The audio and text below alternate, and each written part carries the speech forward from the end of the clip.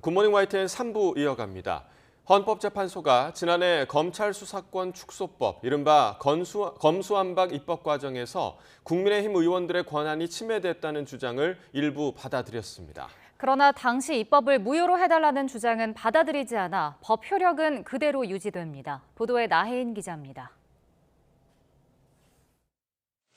다수 의견을 낸 헌법재판관 5명은 검수완박 입법 당시 민형배 무소속 의원의 위장 탈당을 문제 삼았습니다. 민주당 소속 박광온 당시 국회 법제사법위원장이 안건조정위원회에서 수적 우위를 점하려고 일부러 탈당한 민 의원과 입법을 밀어붙인 건 국회법을 어긴 거라고 판단했습니다. 소수당인 국민의힘 의원들의 심의 표결권이 침해됐지만 법사위원장은 전체 회의에서도 토론 기회조차 주지 않고 그대로 표결을 강행했다고 지적했습니다. 위원장으로서 중립적 지위를 저버리고 헌법상 다수결 원칙도 어겼다고 했습니다. 다만 이 같은 권한 침해를 근거로 검수완박 입법 자체를 무효로 해달라는 국민의힘 주장은 받아들여지지 않았습니다.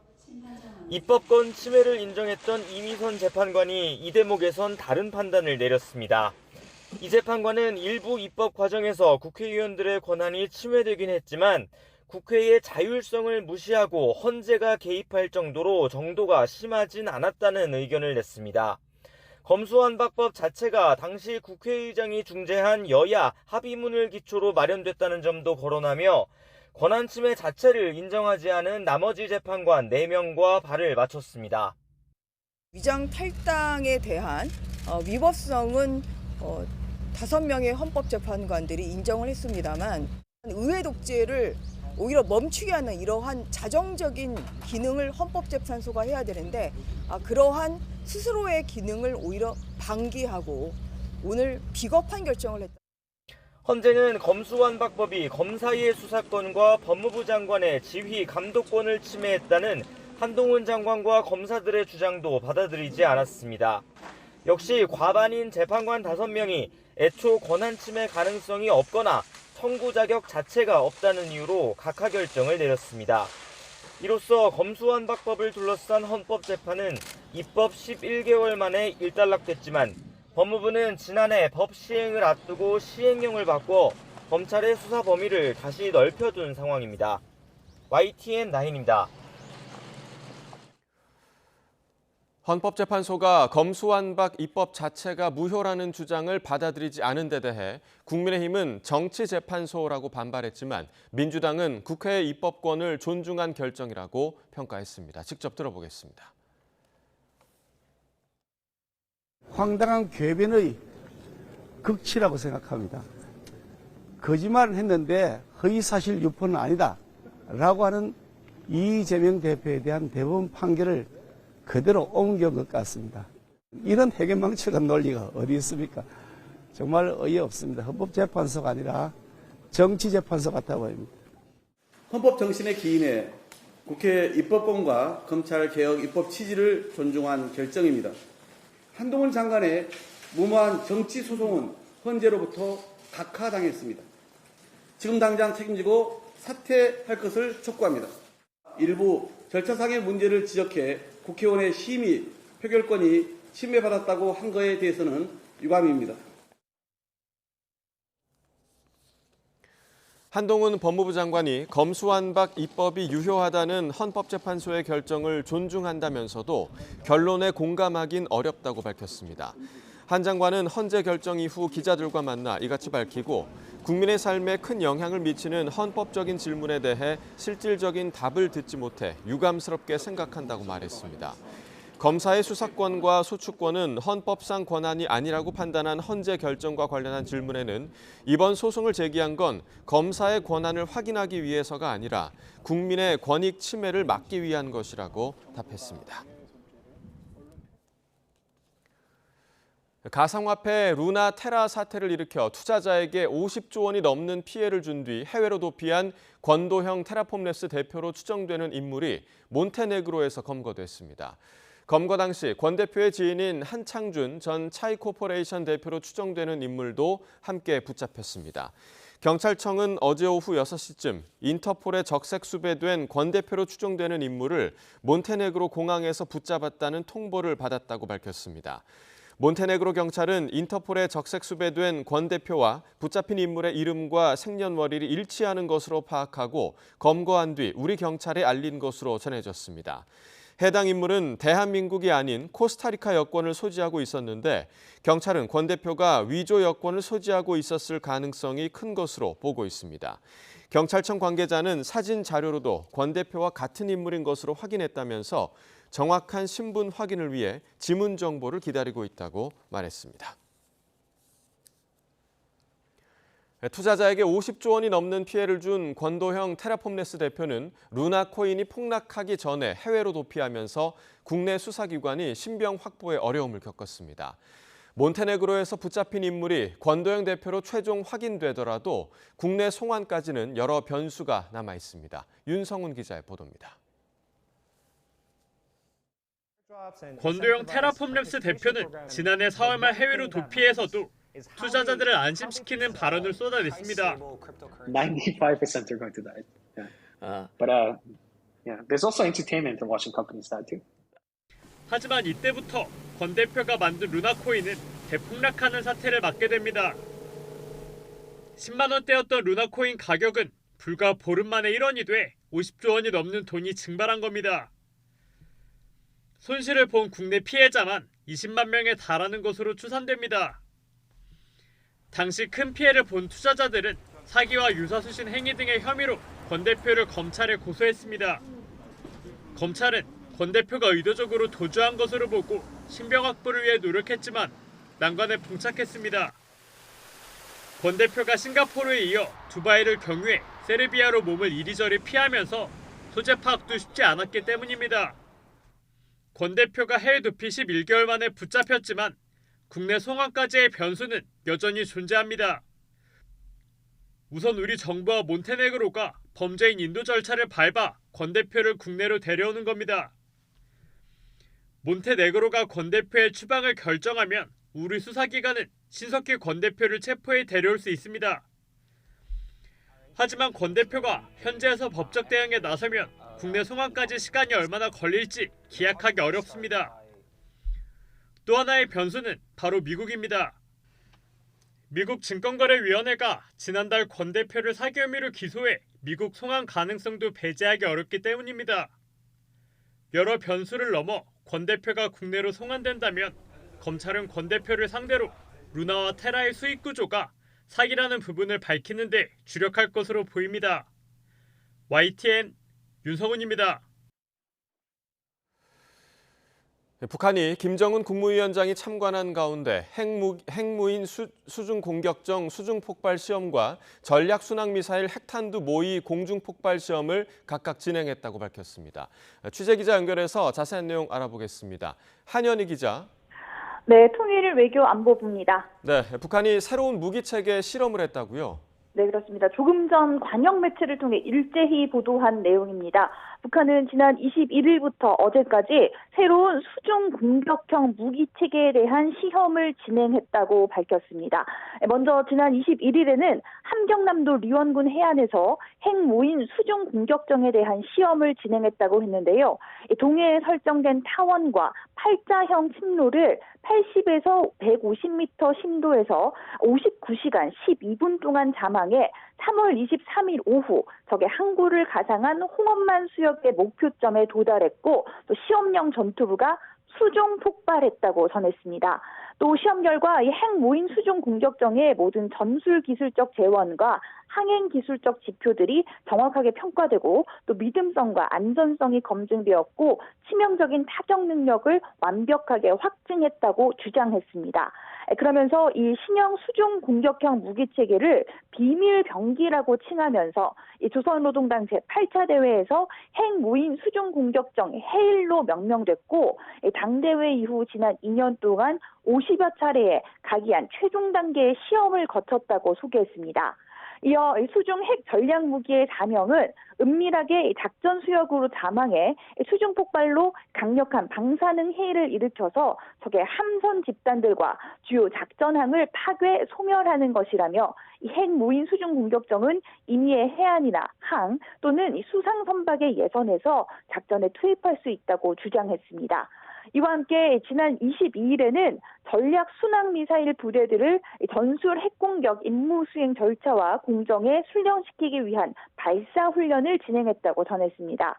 전략 순항 미사일에는 핵 전투부를 모의한 시험용 전투부가 장착됐다며 함경남도 함흥시 흠남구역 작도동에서 발사된 전략 순항 미사일 화상 1형 2기와 화살 2형 2기는 동해에 설정된 1,500km와 1,800km 개선의 거리를 모의한 타원과 팔자형 비행 궤도를 각각 7,557, 7,567초와 9,118, 9,129초간 비행해서 목표를 명중 타격했다고 주장했습니다.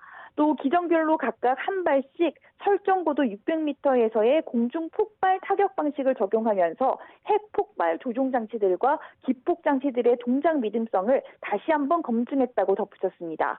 이와 함께 김정은 국무위원장이 이 자리에서 억제력의 압도적 시위로 한미의 선택에 절망을 안기고 지역에서 군사동맹 강화와 전쟁 연습 확대를 통해 얻는 것보다 잃는 것이 더 많으며 더 큰 위협에 다가서게 된다는 것을 스스로 인식하게 만들 것이라며 다시 한번 연합연습 중단을 엄중히 경고했다고 전했습니다. 지금까지 통일외교안보부에서 전해드렸습니다. 불법 정치자금 수수 등의 혐의로 구속영장이 청구된 국민의힘 하영재 의원에 대한 체포동의안이 국회 본회의에 보고됐습니다. 그런데 여야가 사뭇 바뀐 듯한 반응입니다. 하 의원이 소속된 국민의힘은 불체포 특권을 포기하겠다고 밝혔는데 야당인 더불어민주당은 딜레마에 빠진 모습입니다. 왜 그럴까요? 어제 국회 본회의에 하영재 의원의 체포동의안이 보고됐습니다. 지난해 6월 지방선거를 앞두고 경남도의회 도의원 선거 예비후보자 공천을 도와주는 대가로 예비후보자 측에서 7천만 원을 받은 혐의 등을 받고 있습니다. 하 의원에 소속된 국민의힘 지도부는 국회의원 불체포 특권 포기라는 원칙을 강조했습니다. 주호영 원내대표를 포함해 여당 의원 50여 명은 불체포 특권 포기 서약서까지 썼습니다. 사실상 민주당 이재명 대표를 겨냥한 것으로 풀이됩니다. 여야 지도부에 요청합니다. 정치와 국회의 정상화를 위해서는 방탄국회가 존재해서는 안 됩니다. 민주당의 속내는 복잡합니다. 노웅래 의원에 이어 이재명 대표는 부결시켜놓고 국민의힘 의원만 가결시키면 내로남불이라는 비판에 직면할 수밖에 없고 부결시키자니 부패 옹호, 방탄국회 프레임에 빠질 수밖에 없기 때문입니다. 모든 일에는 순서가 있습니다. 우물 가기 전에 송중부터 찾는 적이 있어서는 안 되죠. 향후에 저희가 논의하겠습니다. 체포동의안 표결은 오는 30일 본회의에서 진행될 것으로 보이는데요. 결론이 어떻게 나올지 주목됩니다. 네, 야당 주도로 양곡관리법 개정안이 결국 국회 본회의에서 통과됐습니다. 주무부처인 농림축산식품부 정황근 장관이 이례적으로 직접 나서 유감을 표명하며 국회에 제의를 요구하겠다고 밝혔습니다. 직접 들어보시죠. 야당 주도로 일방적으로 통과시킨 수정안도 의무 매입 조건만 일부 변경하였을 뿐 정부가 가장 우려하는 부분인 남는 쌀을 정부가 의무적으로 매입하게 하는 본질적 내용은 그대로 남아있게 쌀 생산 농가와 농업의 미래에 아무런 도움이 되지 않는다는 것은 변함이 없습니다. 이런 상황에서 수정안이 일방적으로 처리된 점에 대해 주무부처 장관으로서 깊은 유감과 허탈함을 금할 길이 없고 그동안 계속 밝혀왔듯이 수용하기 어렵다는 점을 다시 한번 말씀드립니다. 이에 농림축산식품부 장관으로서 대한민국 헌법에서 규정하고 있는 법률안에 대한 제의 요구안을 제안하겠습니다. SK텔레콤이 만 65세 이상 가입자를 대상으로 4만 원대 신규 요금제 3종을 이달 30일에 출시합니다. 또 5G 데이터 이용량에 따라 요금 구간을 세분화한 중간요금제 4종을 신설해 5월 1일 출시하고 데이터 사용량이 많은 만 34세 이하 가입자를 대상으로 한 청년요금제 11종도 신설해 6월 1일에 출시할 예정입니다. 과학기술정보통신부 이종호 장관은 이와 관련해 타 사업자 사이에서도 다양한 요금제 출시 경쟁이 생기기를 희망하며 정부는 통신시장 구조 개선을 추진함과 동시에 현재 시장 환경에서 경쟁을 활성화하는 대책을 상반기 안으로 마련하겠다고 밝혔습니다. 5G 요금제 신규 출시에 대해 KT는 고객 통신 이용 패턴을 감안해 새로운 5G 중간 요금제와 시니어 요금제를 준비하고 있으며 LG U+는 국민 눈높이를 고려한 요금제를 조만간 출시할 예정이라고 밝혔습니다. 지난해부터 이어진 남부지방 가뭄이 길어지면서 식수도, 농업용수도 비상입니다. 광주광역시는 30년 만에 제한급수를 검토하고 있고 영농철을 앞둔 농민들은 올해 농사를 걱정하고 있습니다. 보도에 오선열 기자입니다. 광주 시민에게 먹을 물을 공급하는 동복호 상류입니다. 물 대신 풀만 무성하고 댐 건설로 수몰됐던 다리가 모습을 드러냈습니다. 동복호의 저수율은 18%로 14년 만에 20% 아래로 떨어졌습니다. 광주 전남 지역 최근 1년 누적 강수량은 900mm입니다. 평년의 64% 수준으로 1973년 이후 50년 만에 최악의 가뭄입니다. 광역상수원 주암댐도 저수율이 10%대를 기록하면서 광주광역시는 30년 만에 제한급수 위기에 직면했습니다. 광주광역시는 물 부족 해결을 위해 영산강 하천수를 끌어오고 있습니다. 하루에 3만 톤씩 지금 현재 취수하여 상수도로 생산 공급하고 있습니다.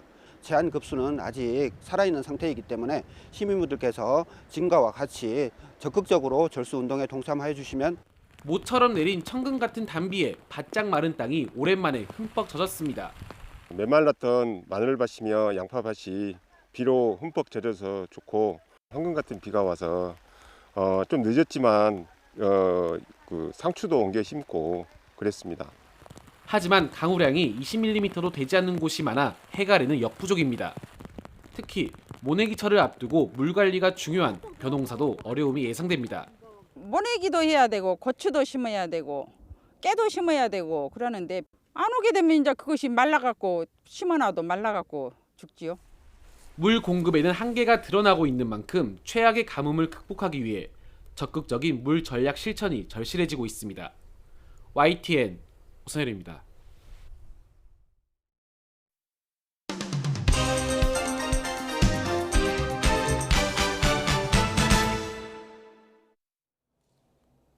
(3월 24일) 금요일입니다. 오늘 아침 신문은 어떤 소식 다뤘는지 짚어보겠습니다. 이현웅 아나운서가 정리해왔습니다. 어서 오십시오. 안녕하십니까. 네, 자, 첫 번째 기사 보겠습니다. 자, 코로나가 바꾼 상권 지형, 뒷골목이 더 붐빈다. 자, 어떤 내용인가요? 네, 과거에는 서울 대형 상권이라고 친자면 명동이나 홍대, 또 강남역, 가로수길 같은 곳들을 들 수 있었습니다. 네. 그런데 코로나 기간 상대적으로 임차료가 싼 골목 상권들이 뜨면서 새롭게 주목을 받고 있는데요. 기사에서는 대표적으로 성수동 대신에 서울숲의 카페거리, 또 가로수길 대신에 세로수길, 수유역 대신에 419 카페거리로 사람들이 몰리고 있다고 했습니다. 네, 지금 이 기사에 나온 사진도 좁은 골목길 같은데 굉장히 좀 많은 사람들이 모여 있네요. 네, 이렇게 뜨는 상권의 특징이라고 한다면 대로보다는 주택가 같은 골목 안쪽에서 시작되는 경우가 많다는 점인데요. 요즘 인기 많다는 곳들 보면 낡은 주택을 카페나 식당으로 다시 꾸며서 만든 경우들도 흔히 볼 수 있습니다. 반면 큰 길 쪽 대형 건물들에는 임대문이 이렇게 붙어 있는 걸 흔히 볼 수 있는데요. 한국부동산원 관계자는 코로나 이후에 파생 상권은 부각이 됐지만 그만큼 유동인구를 빼앗긴 기존 상권들은 새로운 활로를 모색해야 하는 상황이 됐다고 진단했습니다. 네, 코로나 이후에 상권의 희비가 엇갈렸다라는 소식을 전해주셨고 저희가 다음에 볼 기사도 좀 비슷한 기사 같습니다. 보여주시죠. 자, 노마스크 시대, 마스크 업체도 지금 극과 극의 상황이죠. 네, 그렇습니다. 식약처에 등록된 마스크 제조업체는 2020년 1월 137곳에서 2022년 1월 1616곳으로 2년 사이에 11배 넘게 늘었습니다. 하지만 작년 9월 실외 마스크 착용 의무 해제 이후 수요가 크게 줄었고요. 한때 평균 4,000원 이상이던 마스크 가격, 이제는 평균 600원대까지 떨어졌습니다. 그러다 보니까 많은 중소 마스크 업체들은 줄도산 위기라면서 지원을 호소하고 있습니다. 네, 상황이 정말 좀 어려울 것 같긴 한데 그런데 이 제목에 극과 극이라고 돼 있잖아요. 그러면 좋은 업체도 있다는 거 아니에요? 네, 그렇습니다. 원천 기술을 가진 대형 업체들은 새로운 활로를 개척해 나가고 있다고 합니다. 코로나19로 인한 변화 중 하나가 우리의 공중보건 의식이 높아졌다는 점인데요. 이를 기회로 삼아서 에어필터나 필터 샤워기 등으로 기술을 활용하고 있다는 겁니다. 마스크 매출은 줄어들었지만 이렇게 신제품도 만들고 또 수출까지 이어가면서 새로운 먹거리와 시장을 찾아 나가고 있는 겁니다.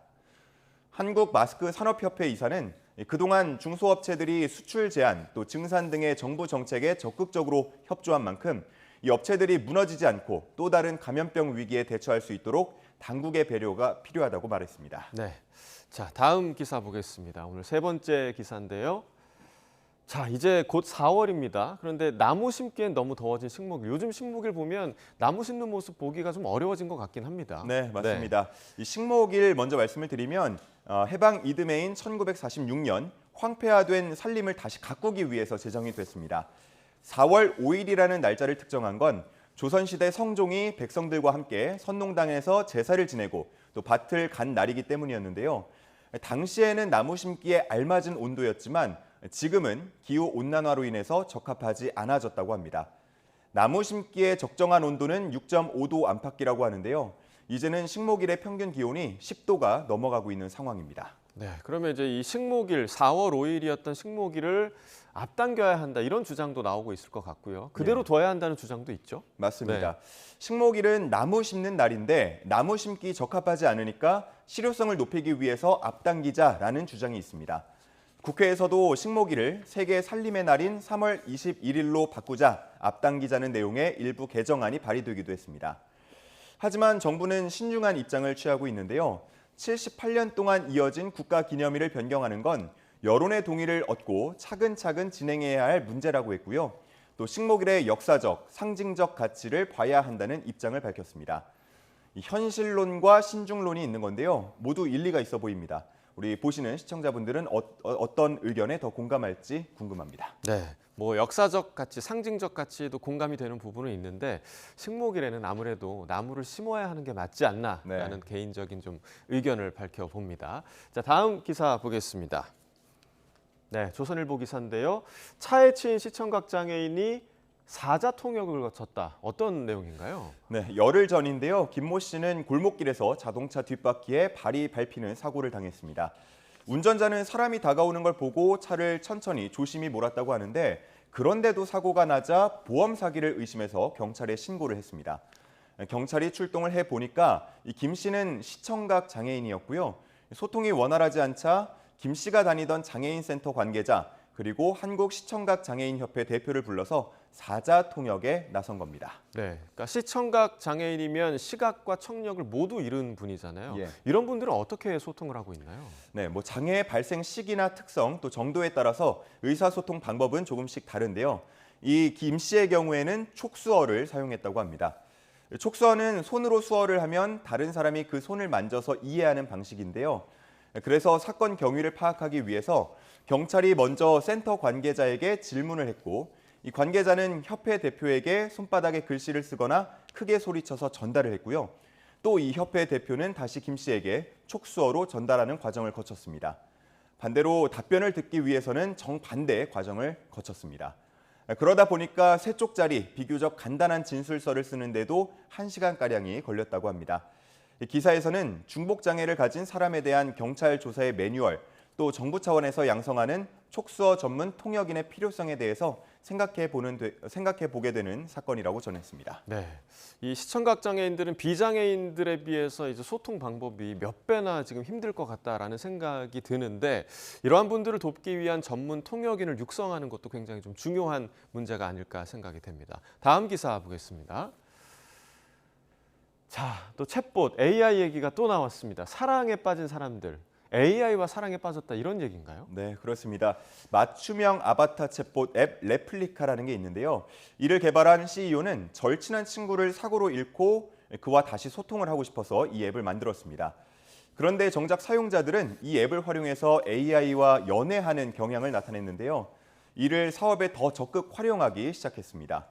돈을 내고 유료 회원이 되면 더 노골적인, 예를 들어 성적인 대화 같은 것들을 이용할 수 있도록 했고요. 아바타의 옷이나 커플링 등도 만들어서 팔았습니다. 앱 이용자 200만 명 중에서 약 25만 명이 이런 유료 서비스를 이용했다고 합니다. 그런데 최근 앱 제작사가 유해 콘텐츠, 또 성인용 콘텐츠 차단 필터를 만들면서 사용자들이 상실감에 빠졌다고 합니다. 네, 기사 내용 잠깐 보니까 뭐 차인 것 같다 이런 표현도 있는데 이 정도면 너무 몰입해 있는 거 아닌가요? 네, 뭐 평생 사랑하자라고 서약을 하던 AI 연인이 갑자기 이런 이야기는 좀 불편해요 라고 나오니까 사용자들은 망연자실할 수밖에 없었다고 하는데요. 제작사가 정책을 바꾼 건 이탈리아 규제 당국이 이 앱을 부적절한 콘텐츠로 사실상 금지했고 그러면서 투자가 끊길 것을 대비한 것으로 분석되고 있습니다. 외신에서는 이와 같은 내용을 전하면서 AI 기술이 사람을 감정적으로 얼마나 매혹할 수 있는지 보여준다고 했고요. 또 감정을 다루는 기술이 진화하면서 앞으로 어떤 일들이 벌어질지 예고하는 신호라고 봤습니다. 네. 자, 정말 이제 AI가 인간의 감정까지 지배하는 또 컨트롤할 수 있는 상황에까지 왔다라는 사례가 아닐까 생각이 드는데 정말 걱정되는 그 기사로 오늘 굿모닝 브리핑 마무리하겠습니다. 이현웅 아나운서와 함께했습니다. 고맙습니다. 감사합니다.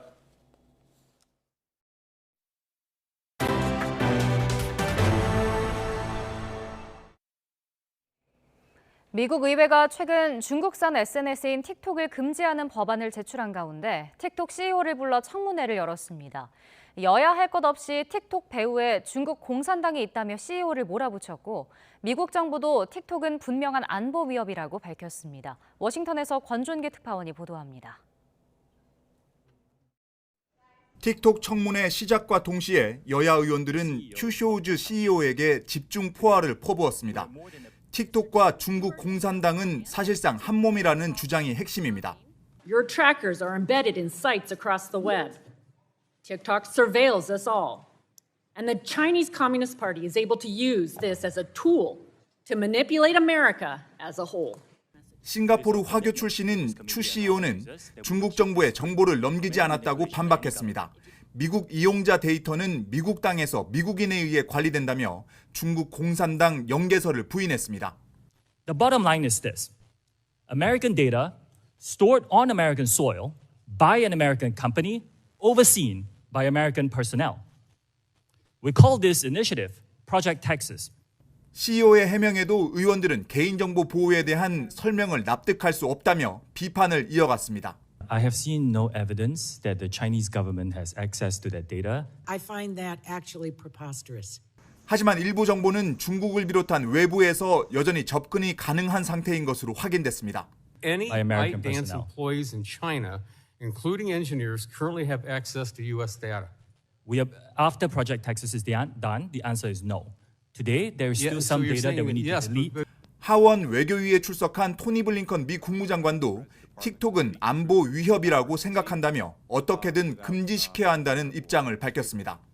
하지만 CNN 등 미국 언론들은 틱톡이 중국 정부에 데이터를 넘겼다는 증거를 의회나 정부가 제시하지 못하고 있다며 사용을 금지하긴 쉽지 않을 거란 전망을 내놓고 있습니다. 워싱턴에서 YTN 권준기입니다.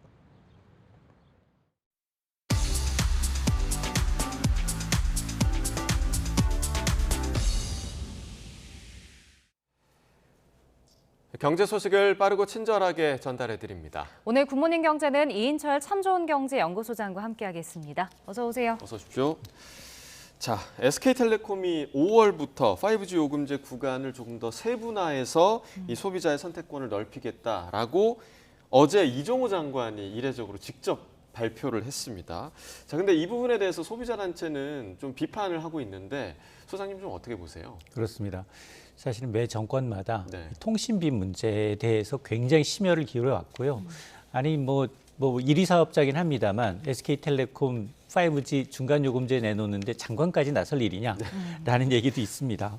어쨌든 보면 불만족스럽다라는 건 뭐 대체적인 평가고요. 소비자들의 눈높이를 맞추지 못하고 있다. 그동안 이제 중간 요금제라고는 하지만 계속해서 데이터 사용량이 굉장히 극과 극으로 중간에 지금 요금제가 거의 비어 있는 상황이었는데 이 내용을 좀 들여다보면 우선 5G 데이터 이용량에 따라서 요금을 좀 세분화했다. 4단계를 신설해서 이제 중간 요금제 이제 4종을 5월 달부터 출시하겠다라는 겁니다.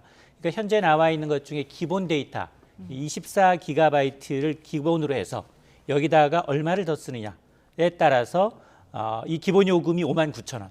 여기에다가 3,000원, 5,000원, 7,000원, 9,000원 더 쓸수록 이제 13기가 이제 쓸 수 있는 데이터를 조금씩 더 주는 거예요. 네. 자, 그런데 요금을 봤더니 최저 59,000원에서 6, 7만 원 여전히. 근데 여기다 생색내기로 끝날 것 같으니까 연령대가 높은 시니어 요금제 이거 4만 원대로 배치해 놨어요. 근데 여기 보면 만 65세 이상 보면 월 데이터 한 10GB를 쓰게 되면 한 4만 5천 원. 근데 여기 이제 80세 이상 보면 4만 2천 원까지 낮아지긴 했는데 사용 데이터량은 8기가예요.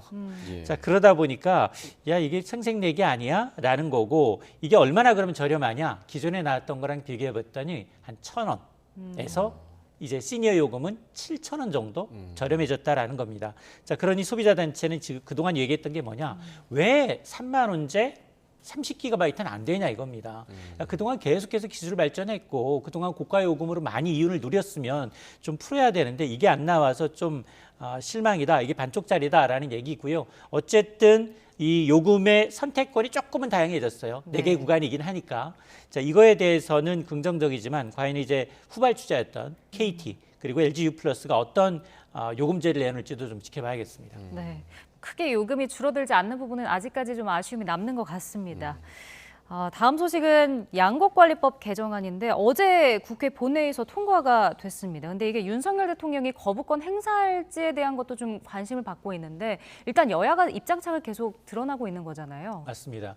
일단 민주당이 일단 밀어붙였습니다. 어제 이 초과된 쌀을 정부가 의무적으로 사들이게 하는 양곡관리법 개정안이 이제 국회를 통과했는데 쌀 생산량이 평년보다도 3에서 5% 증가할 경우 또 하나는 쌀값이 지나치게 평년보다도 5에서 8% 이상 떨어질 경우 그럴 경우에는 정부가 초과 생산량을 의무적으로 매입하자라는 얘기입니다. 네. 민주당의 의견은 그거였어요. 지난해 이제 과잉 생산으로 쌀값이 25% 이상 폭락했기 때문에 쌀값 안정 그리고 농민 보호를 이유로 법 개정을 추진했다라는 거고 그러나 정부의 입장은 정반대입니다. 오히려 양곡 개정안이 만성적인 쌀 공급 초과 현상을 심화시킬 수 있다. 이렇게 의무적으로 매입하게 되면 누구라도 쌀을 다시 생산할 수 있거든요. 그러다 보니까 오히려 이런 것은 막대한 재정 지출을 야기할 수 있다는 겁니다. 지금 정부 추산에 따르면 매년 연평균 1조 원가량의 재정이 소요될 것으로 추산이 되고 있는데 근데 쌀은 계속해서 소비는 줄고 있습니다. 과거 한 2005년만 하더라도 1인당 80kg가 넘었어요. 그러니까 한 가마니 이상 먹었는데 그러나 지금은 공기수로 따지면 한 공기 반을 채 안 먹고 있습니다. 그러니까 이제 57kg으로 30%가량 급감했고 일부 농민단체들도 양곡법 개정안에 반대를 하고 있어요. 이보다는 오히려 쌀 이외에 다른 이제 대체 작물이 워낙에 이제 자금들이 낮기 때문에 콩이라든가 밀, 수급 의존도가 높은 걸 좀 유도하는 방식이 좋지 않느냐라는 의견도 있는데 어쨌든 개정안이 이제 민주당 주도로 통과를 했기 때문에 국민의힘은 대통령께 이제 거부권 행사를 촉구하겠다라고 밝히고 있어서 계속 아마 정쟁의 대상이 될 것으로 보입니다. 자, 이번에 해외 증시 상황을 좀 정리를 해보겠습니다. 뉴욕 증시가 상승 마감을 했네요. 그렇습니다. 아마 이제 뉴욕 증시 오늘 이제 그래프를 보시게 되면 굉장히 상승폭이 좀 좋게 출발하다가 상승폭이 좀 둔화됐어요. 자, 그럼에도 불구하고 투자자들 사이에서는 이제 연내 금리 인하기다가 여기에다가 자넷 옐런 재무장관이 그때 발언을 좀 달리하고 있어요. 거의 뭐 파웰급으로 지금 인정받고 있어요. 어제 다르고 오늘 다르고 이 발언 내용을 좀 보게 되면 오늘 뭐 나스닥은 뭐 1% 넘게 올랐습니다만 기타 지수의 경우는 0.2에서 0.3% 강보합선에서 마감을 했고 유럽 증시는 혼조 양상이었습니다. 근데 어쨌든 어제 점도표를 보게 되면 12월과 너무 유사하다. 당초 물가 감안하게 되면 더 5.6%까지 기준금리 올려야 되는 게 아니냐라고 했거든요.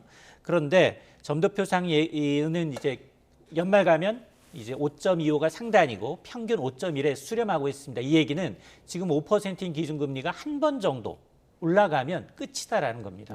실제로 어제 기준금리를 올렸음에도 불구하고 달러화는 약세를 보이고 있고요. 채권금리가 내리고 있습니다. 이 얘기는 시장은 이미 금리 인하에 연내 금리 인하에 베팅하고 있다는 거거든요.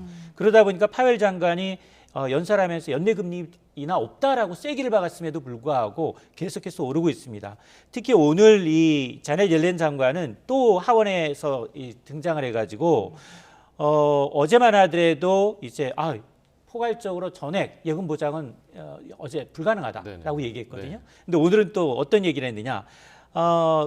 우리는 다시 사용할 수 있는 도구고 필요하면 조치를 취하겠다고 얘기를 했거든요. 자, 그러다 보니까 시장은 뭐지? 이 부분에 대해서 지금 의문을 갖고 있는 거예요. 사실은 달러 만능주의예요. 이게 지금 보게 되면 예금보험공사가 의회를 패싱하고 과연 독자적으로 전액 예금 보장이 가능한지 여부를 지금 검토하고 있다라는 소식에서 출발했고 자넷 옐런 장관이 이에 대한 답변을 하는 과정에서 이렇게 엇박자가 나고 있는 거거든요. 자, 그러니까 사실은 예금 전액 보장한다는 거 일단 뱅크런을 막을 수 있으니까 좋긴 좋지만 그럼에도 불구하고 5천여 개 지역은행 가운데는 정말 투자 잘못해서 망하는 굉장히 부실한 회사들이 있거든요. 근데 거기까지 보호해야 된다고 도덕적 해이 논란이 일자 말을 계속해서 바꾸고 있는데요. 이 얘기는 뭐냐? 뱅크런을 막아보겠다는 구두 개입은 좋지만 그게 너무 이제 심해져서 한쪽으로 치우치게 되면 시장의 신뢰를 잃거든요. 여전히 뱅크런은 존재하고요. 지금 이 뱅크런이 어느 정도 심각한 거냐? 2008년 리만 사태보다도 뱅크런 규모가 1.5배 이상 더 큽니다. 그러니까 아직도 시장은 여전히 불안하다는 거고, 자, 오늘 그럼에도 불구하고 이제 이 다른 나라 국가들의 이제 금리 인상은 이어지고 있습니다. 영란은행이 영국 중앙은행이 베이비 스텝 0.25% 올렸고요. 스위스가 무려 0.5% 인상을 했는데 스위스는 사실 크레디트 스위스 이 금융위기에 해당 국가잖아요. 그럼에도 불구하고 좀 통제할 수 있다라는 신호가 아니냐라고 해석이 됐고, 그리고 이날 발표됐던 미국의 고용지표가 또 좋았어요. 주간 실업급여 신청자 수가 오히려 일주 전에 비해서 1,000건 줄었습니다. 여전히 19만 1,000건으로 시장의 예상치를 크게 밑돌았고, 그리고 국제유가도 떨어졌습니다. 배럴당 69달러대로. 그리고 금 가격이 또 오르고 있습니다. 금 가격이 올라서 4월 인더분 금 가격은 1,995달러까지 올라서 2,000달러에 육박을 하고 있습니다. 네.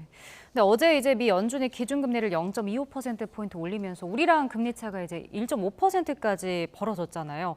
근데 어제 뭐 환율이라든지 코스피는 생각보다 좀 차분했는데 앞으로 그럼 시장은 어떻게 반응할지를 좀 전망해 주신다면요? 사실은 우리나라 투자자들이 더 현명해요. 더 빨리 가요. 앞서가요. 파웰이 아무리 이제 연내 금리 인하 없다 하더라도 지금 추세적으로 보니까 시장에 금리 떨어지지 달러 약세를 보이고 있다는 건 연내 금리 인하 한다는 얘기거든요.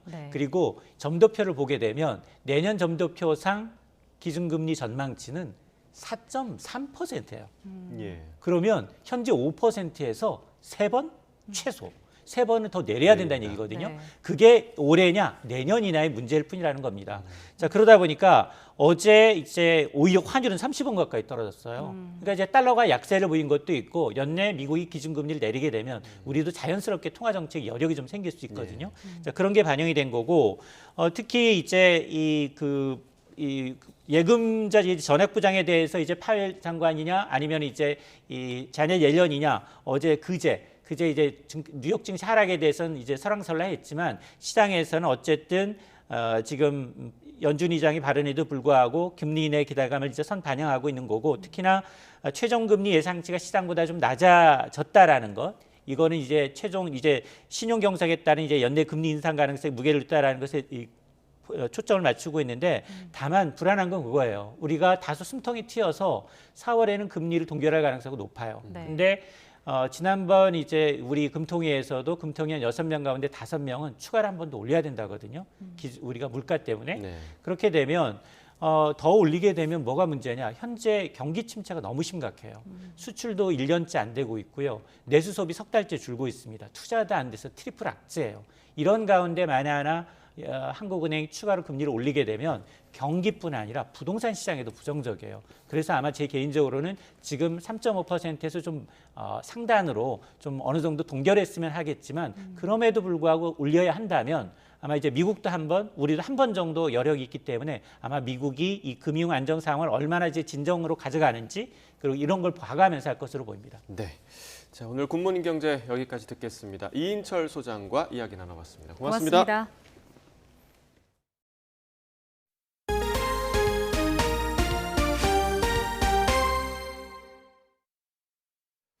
네, 국내 건설 경기 침체가 이어지면서 해외 시장에서 활로를 찾으려는 시도가 이어지고 있습니다. 상대적으로 사업 착수가 수월한 주택 건축 분야를 택하는 기업이 많은데 현지 상황은 어떤지 살펴봤습니다. 최기성 기자가 현장 취재했습니다. 한 중견 건설사가 미국 LA 한인타운에 만든 252세대 규모 주상복합 아파트입니다. 평균 월 임대료는 방 1개짜리와 방 2개짜리가 각각 410만 원과 620만 원 정도로 책정됐습니다. 비어있는 방을 모두 채울 때까지 9달 정도 걸릴 것으로 보고 있습니다. 임대 수요가 한꺼번에 몰리지 않는 현지 사정을 고려하면 빠른 편이라고 말합니다.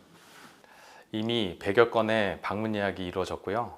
저희가 단기간 목표로 임대를 완료할 예정입니다. 해당 건설사는 미국에서 땅을 사서 공사를 마친 뒤 임대까지 맡았습니다.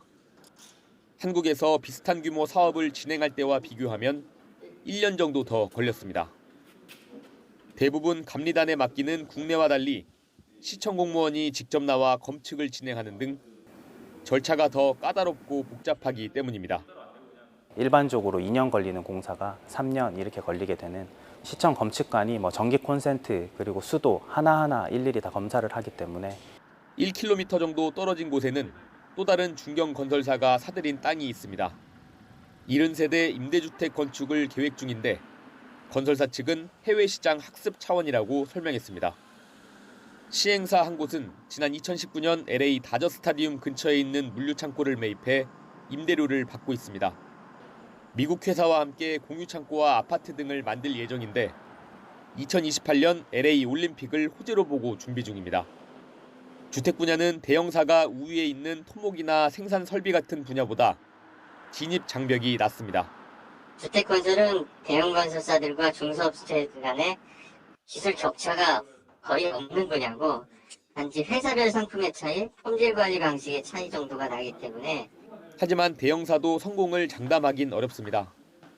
한 대형 건설사는 지난 2016년 자체 아파트 브랜드를 미국 실리콘밸리에 추진하겠다고 발표했습니다. 하지만 브랜드는 빠지고 사업 주도권을 미국 회사가 가져가는 쪽으로 정리됐습니다.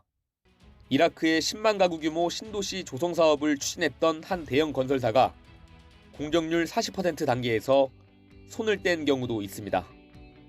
상황이 이렇다 보니 한인타운이 있어 연결고리를 찾기 쉬운 LA를 시험대로 선택하는 것으로 풀이됩니다.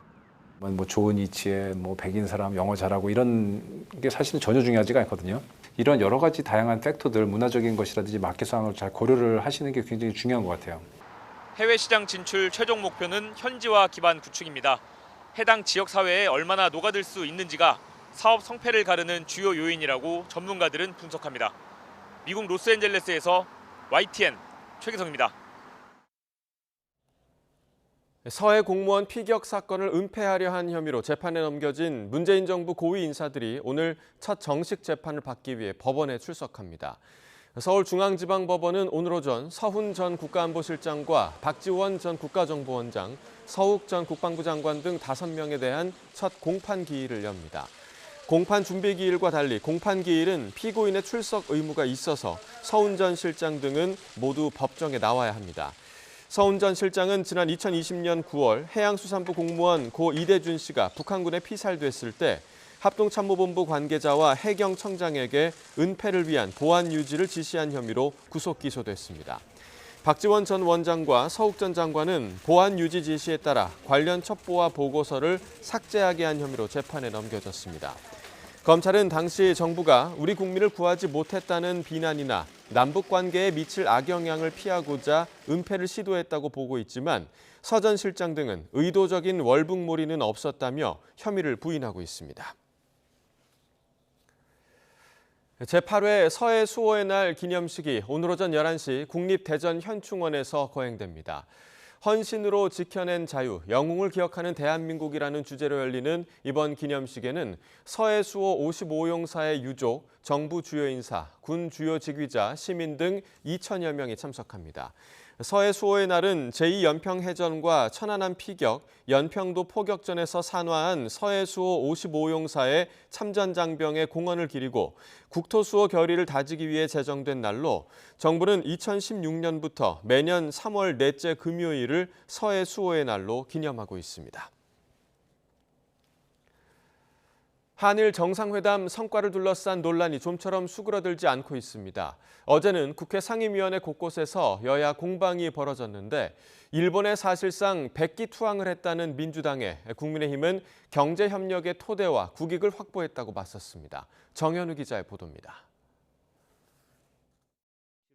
국익을 위한 결단인가 굴욕 외교인가. 국회 상임위 회의장에는 여야 의석 모두에 태극기가 나붙었고 시작부터 한일 정상회담을 둘러싼 신경전이 벌어졌습니다. 민주당 의원님들 태극기 붙여놓은 거 보고서 한편으로는 반갑고 한편으로는 놀랍고 그런 착잡한 생각이 들었습니다. 우리 민주당이 태극기를 걸으니까 매우 좀 보시기가 불편하신 모양입니다. 민주당은 윤석열 대통령이 일본을 상대로 사실상 퍼주기식 백기투항을 해놓고 한국에 돌아와선 거짓말만 한다고 정부를 질타했습니다. 국민들한테 할 얘기가 없으니까 말도 안 되는 거짓말을 지금 하고 있는 거예요. 요만한 성과라도 있다고 하는 것을 내세우기 위해서 이걸 합의해왔다. 무슨 합의입니까? 반면 국민의힘은 한일 경제협력의 토대가 마련됐고 특히 첨단 분야에서의 협력이 공고해졌다며 민주당발 죽창가를 멈추라고 목소리를 높였습니다. 첨단 산업 분야에서의 이러한 미래지향적인 협력이 가능하게끔 만들었다 이런 거 아니겠습니까? 경제 부분에서의 그 한일 정상회담의 성과를 좀 구체적으로 좀 한번 말씀해 주시죠. 국회 국방위원회에서도 한일 정상회담은 최대 쟁점이 됐습니다. 한일 군사비밀 정보보호협정 지소미아 정상화 조치를 두고 여당은 북한의 위협을 억제하기 위해서다. 야당은 국익을 팽개친 굴종 외교라며 충돌했습니다. 북한의 군악발은 걱정조차 안 하고 오지도 않을 자위대 군악발을 선동하는 게 대한민국 정치 지도자로서 올바른 태도입니까? 일본까지 끼어가지고 할 이유가 본연이 볼 때는 별로 필요하지 않다 생각합니다. 국익을 갖다 바친 거로밖에 생각이 안 됩니다. 지소미아 정상화가 양국의 군수 물품이나 용역을 지원하는 상호 군수 지원 협정이나 미국의 미사일 방어, MD 체계 편입으로 이어질 것이란 일각의 전망에 대해 이종섭 국방부 장관은 분명히 아니라고 선을 그었습니다. 지소미아는 정보를 공유하는 내용에 대해서 서로 보호해주기 위한 목적으로 만들어진 겁니다. 그 악사하고도 관계없고 MD하고도 관계없고. 이재명 대표를 비롯한 민주당 지도부는 이번 주말에도 대일 구로개교 규탄 장외 집회에 참석해 대여 공세를 이어나간다는 계획입니다. 국민의힘은 이러한 민주당 행보를 이 대표 방탄용으로 규정하고 한일 정상회담 성과를 적극 홍보한다는 방침이어서 향후 여야 공방은 더 치열해질 전망입니다. YTN 정현우입니다.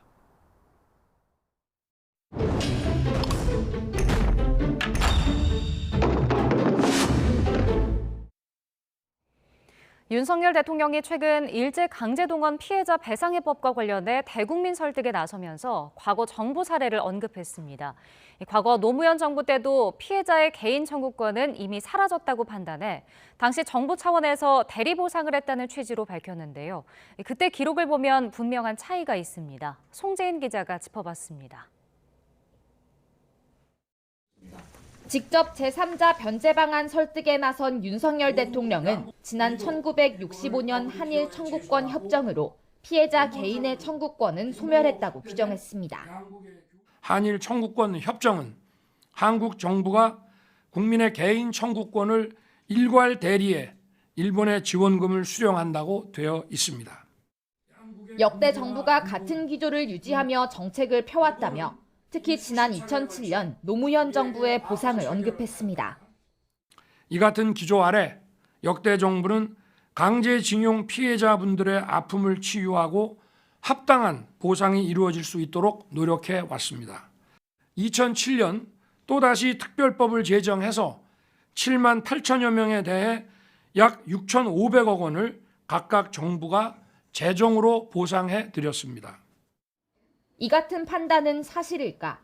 특별법 제정의 근거가 됐던 2005년 한일회담 문서 공개 후속 대책 관련 민관 공동위원회의 논의 기록을 살펴봤습니다.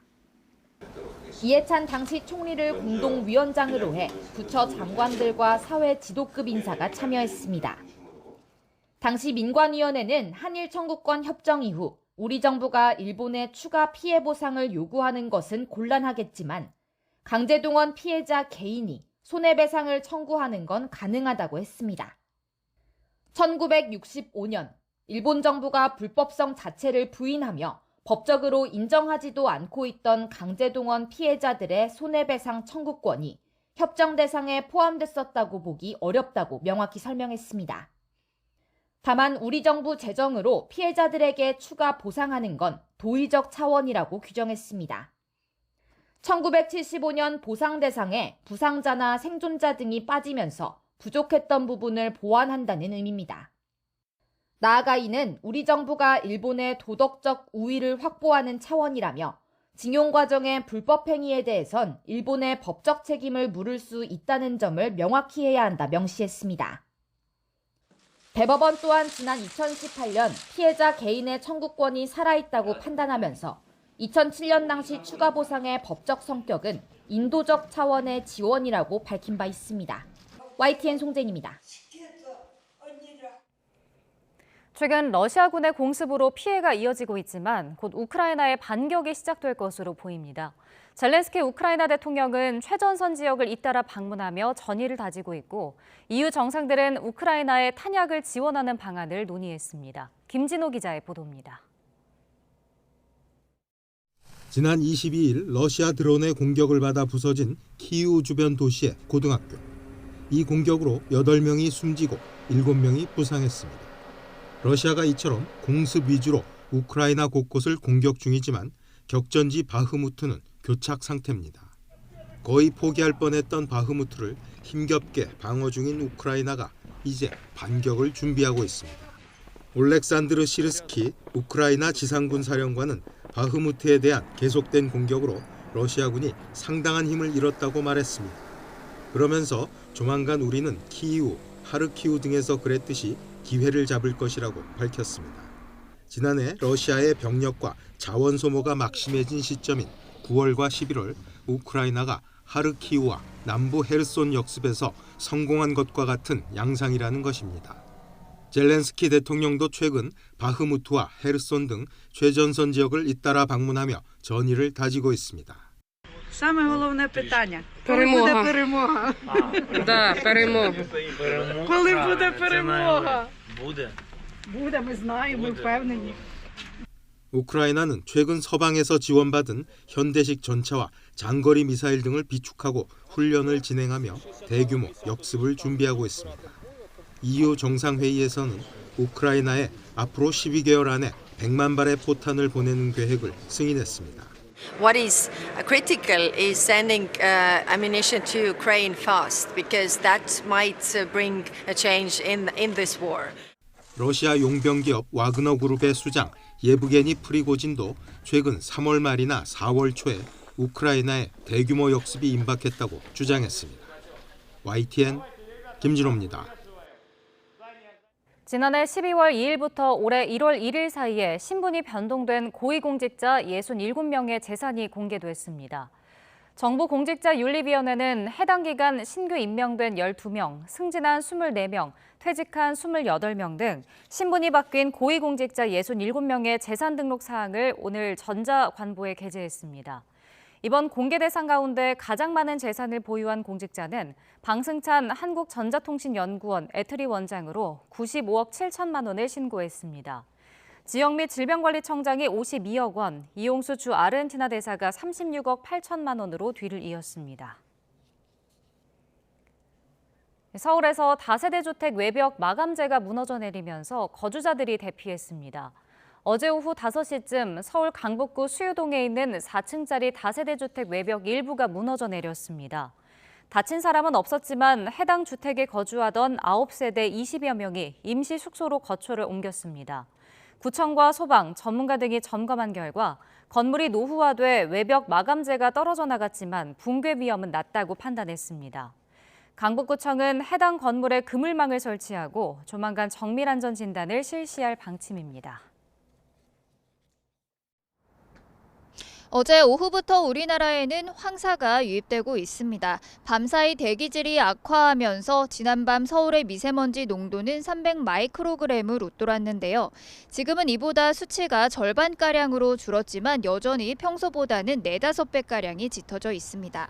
오늘 나오실 때는 미세먼지용 마스크를 착용하시는 게 좋겠고요. 호흡기 약하신 분들은 외출도 조금 자제하셔야겠습니다. 자세한 미세먼지 상황부터 살펴보도록 하겠습니다. 현재 강원과 경남을 제외한 대부분 지역에 미세먼지 주의보가 내려져 있고요.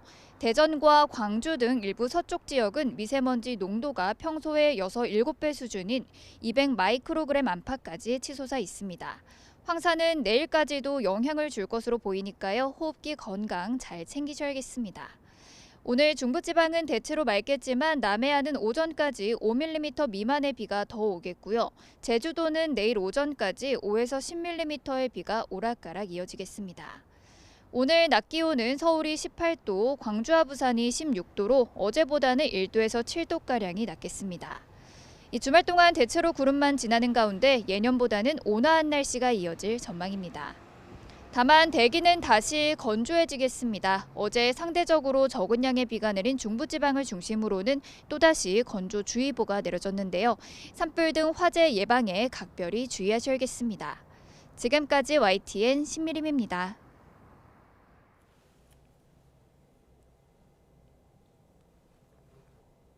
네, 이상으로 금요일 굿모닝 YTN 마칩니다. 잠시 후 뉴스라이더가 방송됩니다. 시청해주신 여러분 고맙습니다.